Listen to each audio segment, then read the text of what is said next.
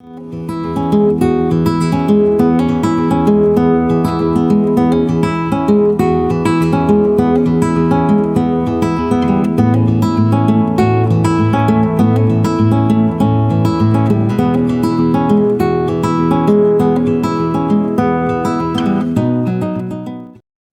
to On Your Own Terms.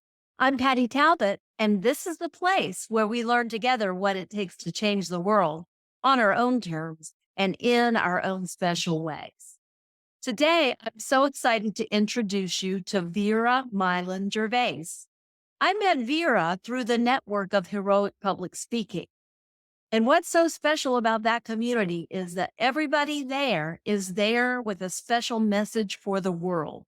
Because the mission of HPS, Heroic Public Speaking, is to change the world one speech at a time. So you can just imagine the caliber of people that I meet there. And Vera is one of those amazing people. Today, Vera has agreed to come and share her special message with you using our Blue Roads Changemaker framework, Homegrown Solutions for a Patchwork World. This is Vera Milan Gervais. Welcome, Vera. I'm so glad you're here. Thank you,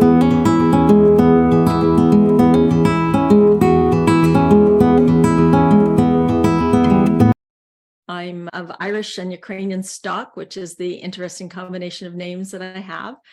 Born and raised in Calgary, Alberta, Canada, so near the mountains. I'm definitely a mountain soul. I'm currently living way out on the other side of the country of Canada, so I'm in New Brunswick right now, but my heart still goes back to the mountains, I have to admit. My parents were both brought up in the farm, my mom in a dairy farm and my dad in a cattle and grain. And I think we probably would have been brought up on a farm, except that my mom and dad had 8 daughters. So at that time in particular, girls couldn't run a farm. So we lived in the city in a very small house, considering we were born. There was only 10 years from the top to the bottom of our ages. So my poor mom, she was pregnant for 10 years, basically. And so we grew up in this house that my dad kept building onto as the family expanded, and he could never quite keep up to it. So we were like 4 girls to a bedroom, and the big walk-in closet that he bought for my mom, which was like, when you think about this, he built this, I guess in the 60s, he built a walk-in closet attached to the bathroom, which would have been way ahead of time. And it was supposed to be for my mom for her master bedroom, but we ended up using that closet so that one side was the big girl's closet and one side was the little girl's closet, because we shared clothes. We had no money, and that was what we did. We shared clothes. The only thing you owned that was your own was your underwear. You had your own underwear. Everything else we shared. So that definitely had an impact on who I became. I learned a lot of resilience. I learned a lot of patience. And I think at the same time, you learn both competitiveness and avoiding conflict. Because if you didn't avoid conflict with that many people in that small space, it could have been pretty bad. I grew up with that sense of resilience and that sense of hard work. Definitely, both parents were hardworking individuals. And I think the other thing I inherited from my parents is I love to work with my hands. My mom was a baker and a cook. My dad fixed everything under the sun. And I was his tomboy, since they didn't have any girls or any sons. I was his tomboy. And I would do anything to avoid actually doing dishes and cleaning the floor. So I would love to go outside and help my dad out. I think the other thing that influenced me a lot growing up was I was born with a physical handicap, a physical defect. One of my legs didn't grow properly. From the time I was 8 until I was 17, I had 4 major surgeries, which meant that there wasn't a lot I could do. I was either on crutches, in a wheelchair, or recovering. And that kind of made me feel like I was a burden to my family, which was something that was hard to accept because they had enough to do without worrying about me. And I was second oldest, so the rest came along behind. And anytime my mom and dad had to take me to the hospital or a doctor's appointment, they had to worry about what to do with everybody else. So I felt like I was a burden. And I also felt marginalized because in school, obviously, I didn't fit in and I was smart. And then I grew up in a very religious family. So we had that kind of label attached to us as well, too. And I think that part of what happened is I attached those labels to my identity. And I felt like I didn't belong. Very difficult time making friends, very difficult time reaching out to anyone. So I did spend much of my life feeling very marginalized and hiding who I was. Now, having said that, that didn't mean I wasn't successful at what I did. So I built more than one career. I was an accountant. I was a data analyst. I worked for advertising agencies for decades. I was the director of client services for the largest medical advertising agency in Canada at one point. So I had a very successful career, but I had these shields all around me. And I found it difficult to make friends. It was easy for me to hide in serving others, which is what women do, right? We serve others.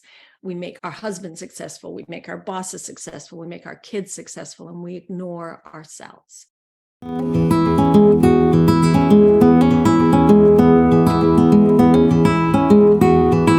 Probably would have stayed in that mindset, except that when I had my own kids and I saw the impact of labels on how they were treated and how they were perceived, I realized that I wasn't doing anyone any service if I didn't step into my gifts and do something about it. Because I'm a writer. And interestingly enough, a girlfriend of mine said to me, writing isn't your gift. Writing is your skill. Your gift is curiosity. Isn't that beautiful? And so for me, it was like, okay, if my gift is curiosity, let's get curious about labels. Let's get curious about words. The synergy is there. I'm writing about words. I'm thinking about labels. They're both words.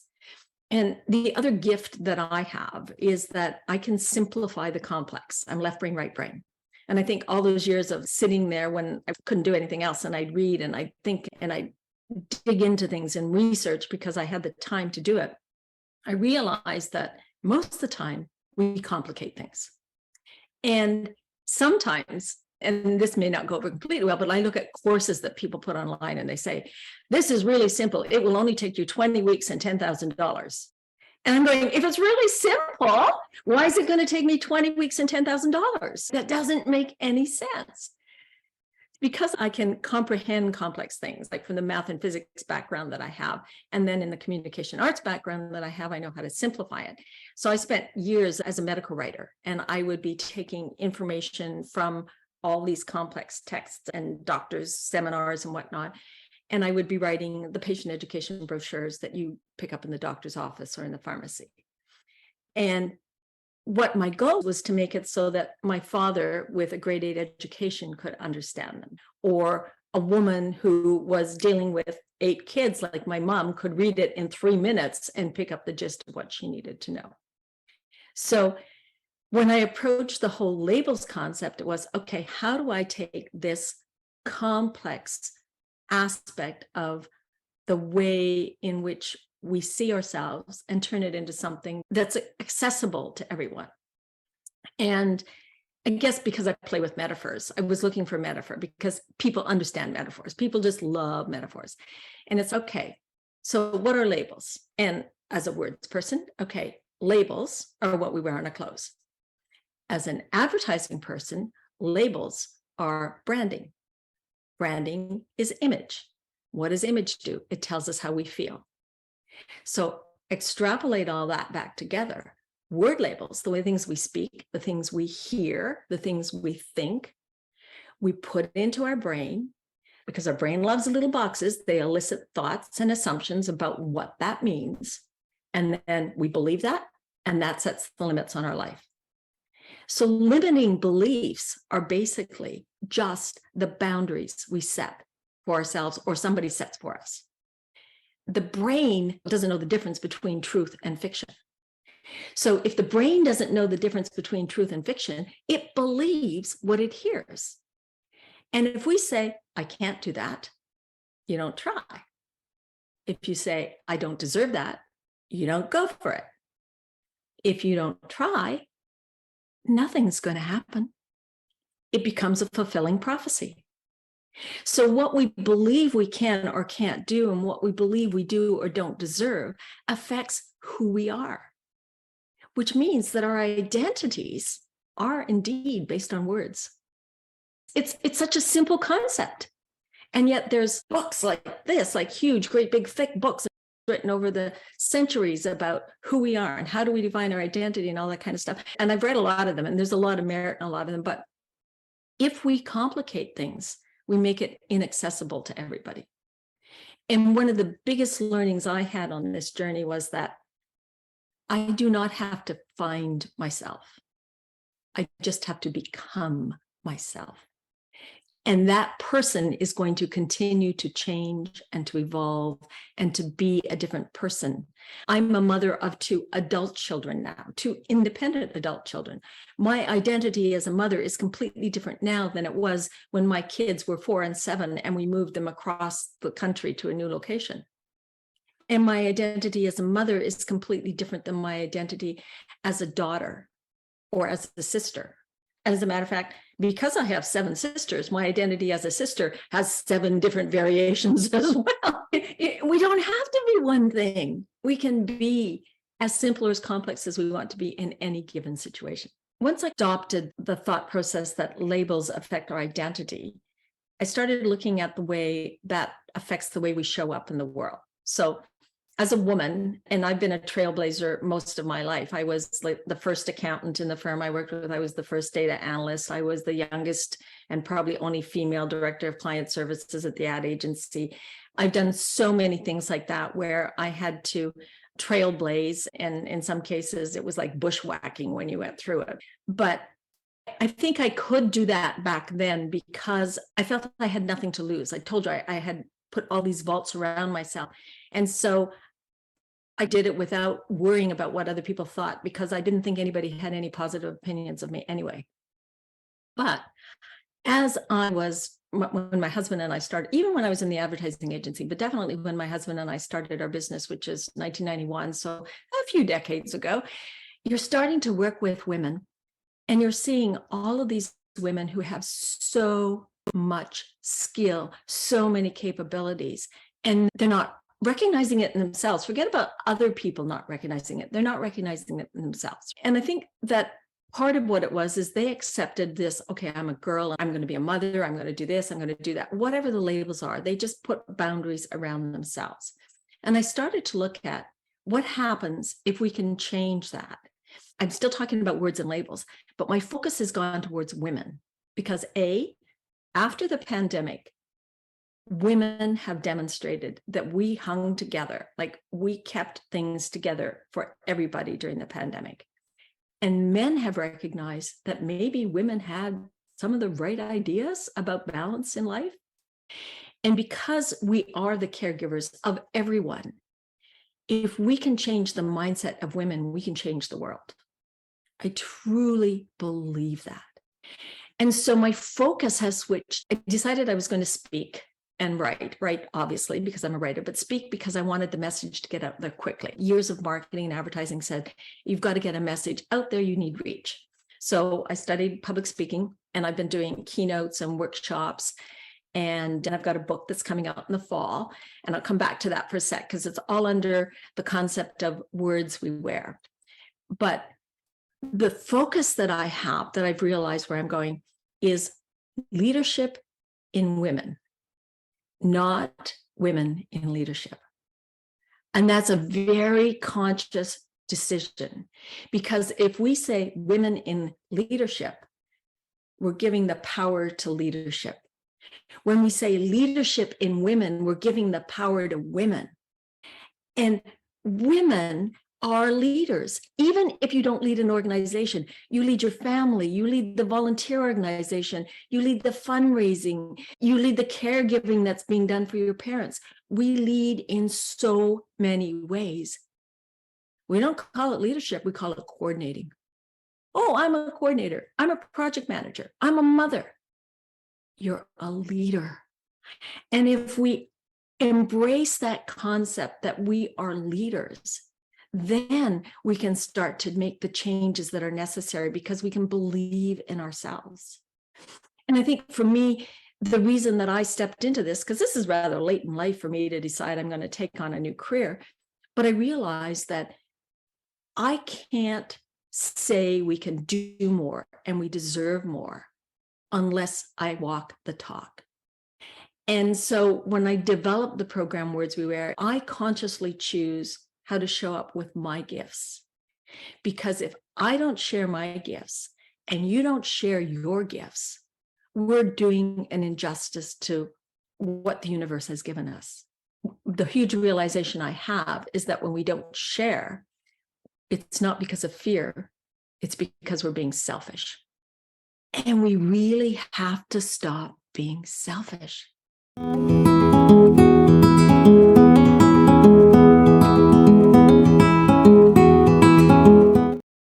I think one of the gifts that I received from growing up with a physical handicap is that I realized that we all have scars. We all have issues that we're dealing with, and they might be emotional scars, physical scars, cultural scars. When I was writing my book, I interviewed about 30 different women from all kinds of different backgrounds. And it blew me away to see the threads that go through our lives that are so similar. We say we come from different backgrounds, but we still all want the same things. We still all want love and belonging. We want friendships. And I used to think, I remember when I was reaching out to these women, I thought, okay, I can't. These are women who are powerful women, or they won awards, or they're from a culture that's different from mine. How dare I ask them to share with me? And then I realized that if I don't ask them to share with me, I will never learn either. And I call myself a disruptor. I'm a very creative person. As I said, I'm a very curious person. I love learning. And I say I'm a disruptor because I want to make change happen. But if I don't listen to people, why should they listen to me? And so to me, connecting is about listening. And the greatest thrill I got from doing these interviews for my book was listening to the stories and listening to their journeys, listening to them say, thank you for asking me, because I wasn't going to ask. And just asking somebody to share their hopes and dreams and challenges created connections that I didn't even know were possible. And I made some amazing friends. And there's a whole section in my book. Like when I finished all these interviews, I thought, I can't possibly summarize what they said because there was so much brilliance in there. So the last chapter in my book is called Words of Wisdom. And it's quotes from all of these women. Because what I found when I was talking to them is that we go to, no offense to Oprah Winfrey and the rest, but we go through these stars. And in fact, the best wisdom comes from people right beside us. Almost all the quotes in the start of my chapter are quotes from women who are, I'm not going to say everyday women because they aren't. We aren't everyday women, but we're all authentic women speaking our own truths. And we don't give ourselves enough credit or recognition for that. And so for me, if I do nothing else with this book but deliver those women's words, I've accomplished a goal I never hoped to achieve. And it's beautiful.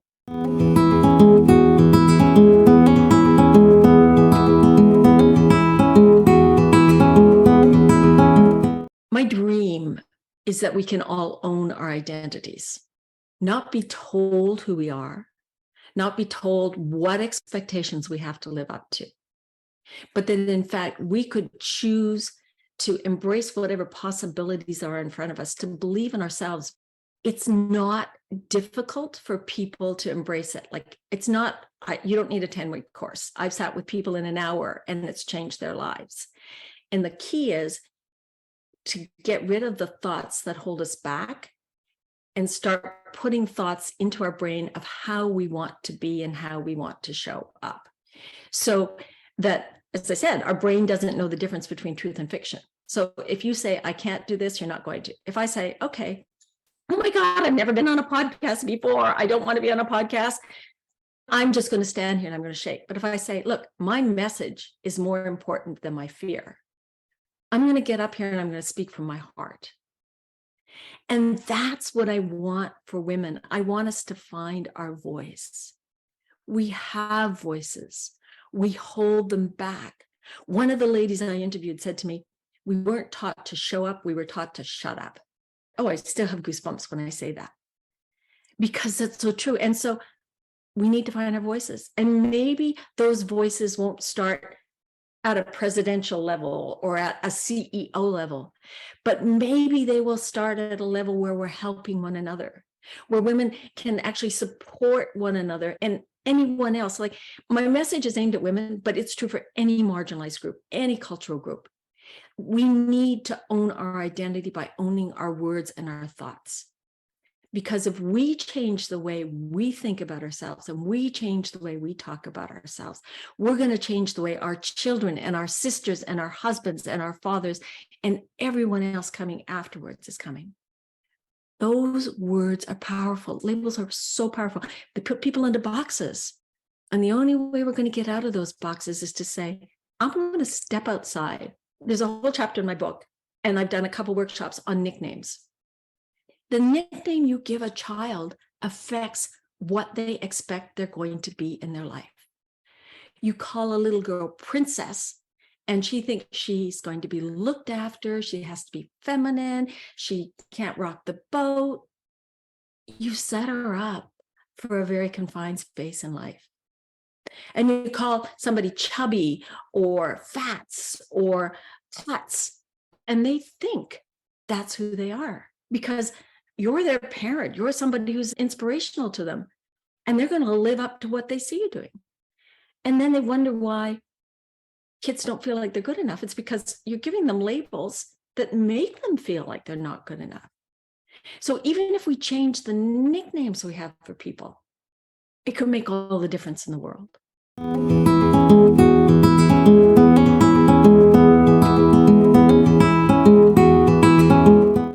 At this stage in my life, I'm not going to start a new business. My husband and I are running a business. We've been running it for 31 years. I'm at the point where I could be retired, and some people say I should be retired, but that would be boring.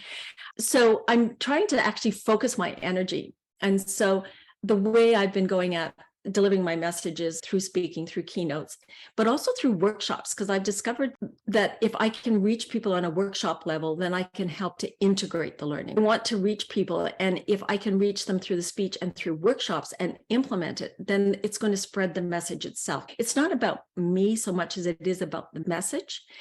And the other thing that I've discovered that I really love doing here is I've done some corporate team building with this training.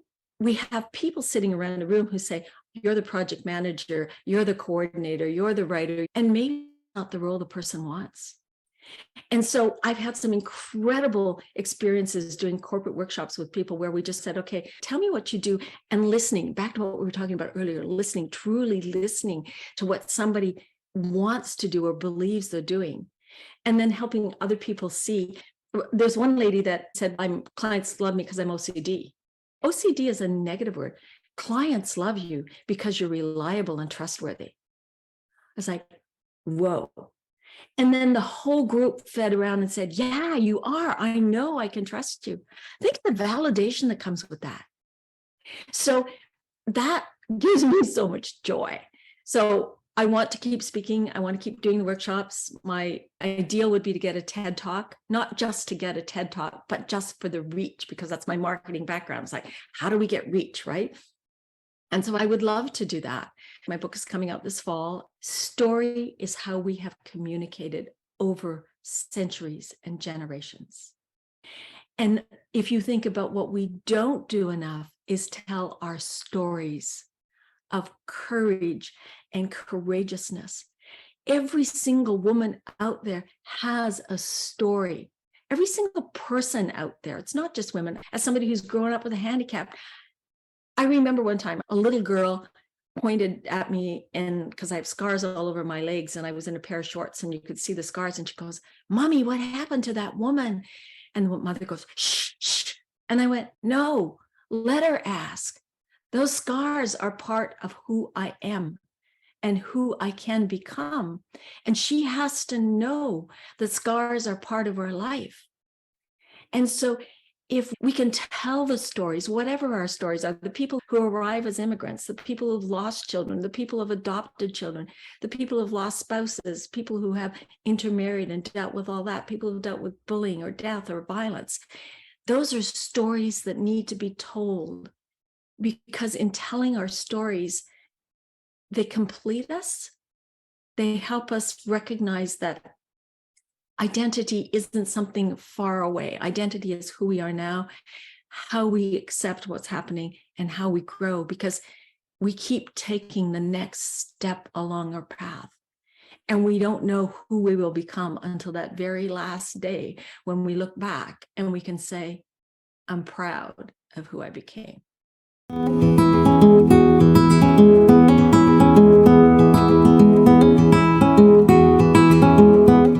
I absolutely love doing the workshops and doing the keynotes. So I'm totally open to people who want to invite me to come and speak to your group. I will do them on digital as well, because Zoom has taught us that's very possible. I love guest podcasting because it gives me the opportunity to deliver this message. I have a blog. If you're interested in my blog, you can reach me at connect@veragervais.com. So it's VERA G as in George, ER, V as in Victory, AIS as in Sam.com. And I'll get you on my blog. You can also follow me on LinkedIn. I post weekly on LinkedIn, not daily. Weekly is my commitment. And on LinkedIn, I'm Vera_Milan_Gervais. So that's VERA_MILAN_GERVAIS. And then there's my website, veragervais.com. And through there, you can see my speaker reel. You can get information on the book that's coming. I'd love it if you want to follow me and find out about my book launch. Any assistance I can get with that would be appreciated. So again, connect at Vera Gervais and I'll send you the information on that. I'm really excited about that. I'm excited about sharing about these women and everything I've learned. It's going to be amazing. The book and my program is called Wordz We Wear, and it's words with a Z, WORDZ. Z because I'm Canadian, Z if you're American. It's okay. They both work. And the reason I use the Z comes back to that whole concept of pattern disruption. So limiting beliefs are in there. And if we try to say, no, I don't believe that. No, I don't believe that. It's like, no, your brain is going, no, you do, you do. But anytime something comes that's unexpected, it disrupts patterns. So with the Z on the word, you go, whoa, that's spelled wrong. Why is it spelled wrong? It's spelled wrong so that you stop and pause and think. And so I use words with an S for the word labels that we use all the time. I use words with the Z or a Z when we're talking about things we're consciously choosing. So if I say I'm going to be confident is a Z word. And so by saying words we wear, that's saying we're consciously choosing to become who we can be, to embrace possibilities and become the best we can be. So my keynote's called Wordz We Wear. My workshops are called Wordz We Wear. My book is called Wordz We Wear. And I think the subtitle on that is How to Show Up with Confidence and Live Your Best Life. And that's what I want. I want people, any form, matter whatsoever, to be able to show up and live their best life. Thank you, Vera. I know that you all can see, as I have seen, what an amazing change maker Vera is and the work that she's doing in the world to make the world a better place by helping us think carefully and intentionally about the words we wear. I know that you can see, as I can, that Vera exemplifies all of the characteristics that change makers have in common with her beingness, her doingness, the way she connects, and the way she reflects outwardly into the world what she stands for. Today, I want to highlight for you especially how Vera exemplifies the attribute of creativity. Do you see how she's thinking creatively about how to solve the problem of inequities in the world for women and girls, and for all of those who have put labels on themselves or had unhelpful labels put upon them? By making us spell the word words with a Z, she's helping us to think carefully about the words we claim for ourselves. Can you also see how Vera's work is directly related to global goal number 5, increased equity for women and girls, and also decreasing inequalities for those who've traditionally been left out of the system. That's what our work is here at Blue Road's Changemaker U, helping us develop the skills and the attributes that changemakers need to show up and make the world a better place, specifically by partnering to work on the United Nations Sustainable Development Goals. That's what Vera's doing, and that's what you can do too. By looking at developing your skills as a change maker and deciding which of those goals is most important to you. When we work together, we can each and every one of us change the world on our own terms. Next week, we will feature another amazing change making woman. And in the meantime, may you be grounded in your beingness, guided in your doingness, generous in your connectedness, and inspired in your reflectiveness so you can change the world on your own terms. I'm Patty Talbot. I'm always learning, and I know you are too.